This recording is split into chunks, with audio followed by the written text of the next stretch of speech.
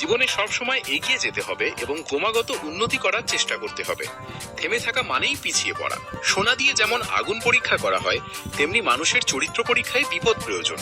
অর্থাৎ কঠিন পরিস্থিতিতেই আসল মানুষের পরিচয় পাওয়া যায়। উজানে নৌকা বাইবার মতো এগিয়ে না গেলে পিছিয়ে পড়তে হয়। এর অর্থ হলো শেখার প্রক্রিয়াটি সবসময় চালু রাখতে হয়, না হলে আপনি পিছিয়ে থাকবেন। এই প্রবাদটির মূল কথা হলো, কোনো কিছু না বুঝে চুপচাপ মেনে নেওয়ার চেয়ে প্রশ্ন করে তা জেনে নেওয়া অনেক ভালো।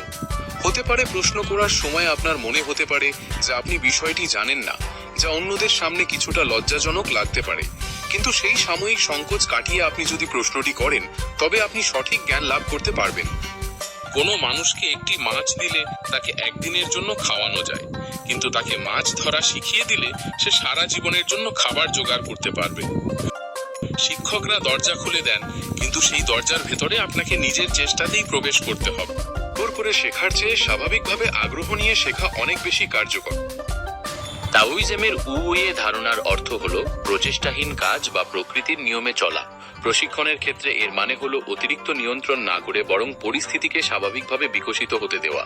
একজন ট্রেনার যখন শিক্ষার্থীদের ওপর পুরোপুরি জোর না দিয়ে তাদের নিজস্ব গতিতে শিখতে দেন, তখন ফলাফল অনেক ভালো হয়।